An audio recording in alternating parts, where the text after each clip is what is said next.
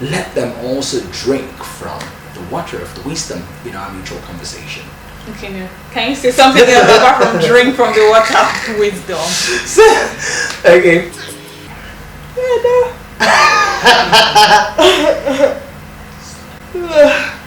Yeah, use that for bloopers later. Do slow motion. Slow motion of what? Just do it. I'm already slow as I am already. No, I don't need to. Press play. It's already playing. Oh. That's what it showed. Slow motion. So that what? Just, I'll use it. I know I'm going to.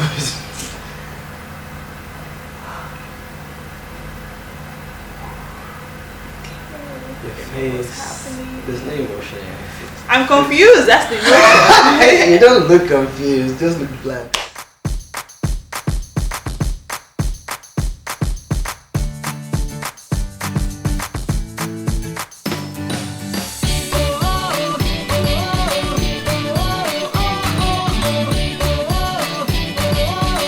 Hi, it's great to be on this episode of our vlog. This episode, we just want to examine something, a critical element of our relationship and we believe many of our relationships. And that's being deliberate and intentional about spending time with each other, making out the time no matter how busy you get to chat, to converse, to ask questions, to get to know each other.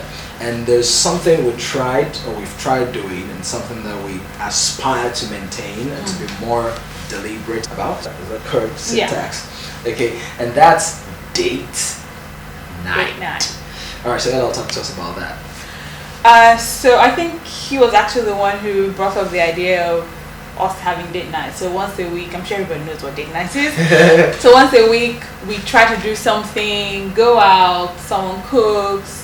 It's just something spicy and different, and time where we just have from about 7-8 o'clock till midnight at least. Or the early hours of the morning, depending on what happens. Just us. So we started a few months after we got married. I think we should talk about why that's important. Okay. I think the idea is that generally when people are dating, they feel like, oh, I have to plan, I have to be deliberate, I have to book the dinners, I have to go to the beach. But when people get married and life happens, you get busy, there's work, there are bills to pay, you know, everything keeps going on and on, then that dies out. And one day you wake up saying, who's this woman I got married to? Oh, you've changed, you know what you're not who you used to be. Yeah, so sorry I cut in. You were about talking about we started shortly after we got married. Yeah, so we started a few months after we got married, and what did we used to go to the movies.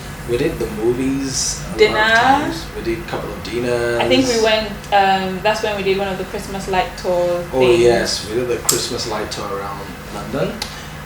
Some games. Oh yeah, we did play some games and some invented games. I think I invented one or two at some point. Yes, those are very good. Very good at all those. I think at that time I just got tired of going to the movies, or maybe we didn't just look up the movie schedule in time. So just I remember something else that used to happen. We spent like a whole hour trying to make up our minds as to what movie to see. And then sometimes you get to cinemas and you have to wait till maybe 9, the last movie for the night. Yeah. And all those kind of tiring things. So now one of the challenges is when you do that 52 times a year, you might begin to run out of ideas. Yeah. Yeah, so we believe that maybe you, somebody you know,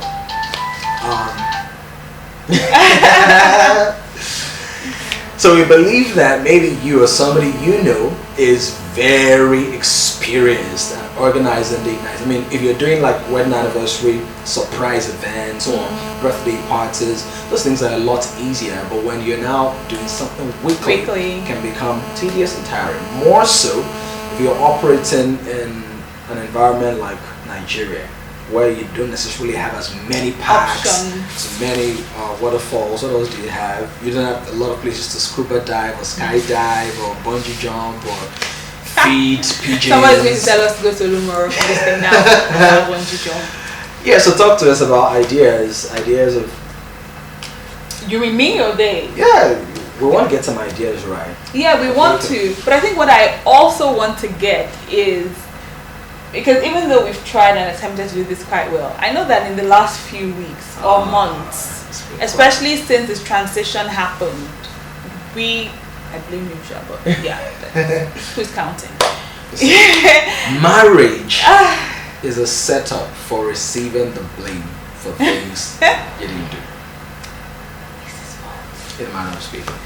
Anywho, so I know in the last few months we have done like next to nothing. Yeah, unfortunately, we've tried maybe twice.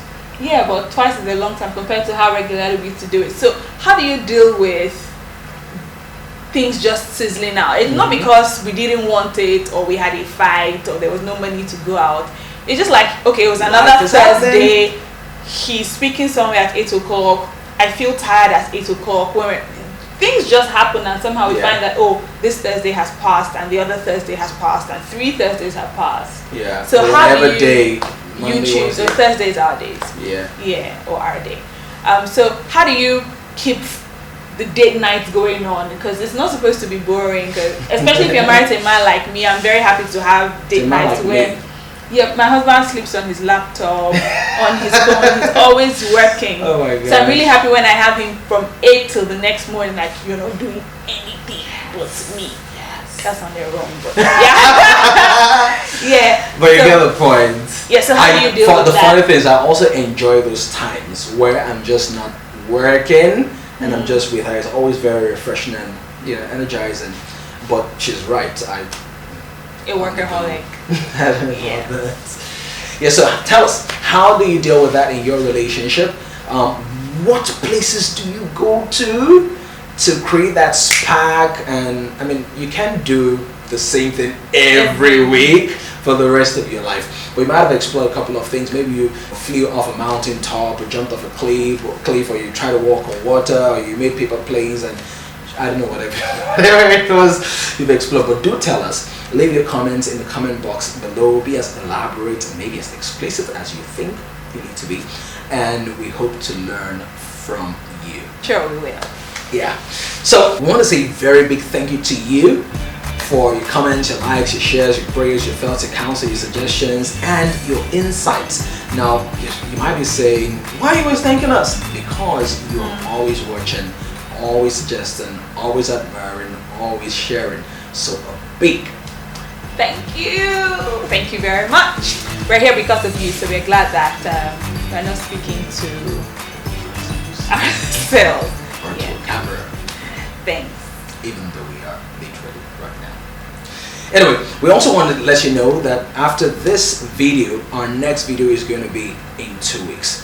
Of course, you might understand that we're not necessarily career vloggers. Even though we do enjoy sharing our experiences, thoughts and ideas with you and also learning from you, we do have other expressions to our lives. Toju has our Etiketometer blog and her trading sessions and her teaching classes. I have my speaking engagements, my online expressions, my podcast and different products. So we want to be consistent. One way to do that is to give ourselves enough room and time to prepare the best of content for you, and also to give you sufficient time to digest, ingest, and also contribute accordingly. And we do know that in Nigeria, data is a big matter. Absolutely. We don't want to stress your data so that you can keep watching, That's right. So thanks again for watching, and we will see you in 2 weeks. Bye.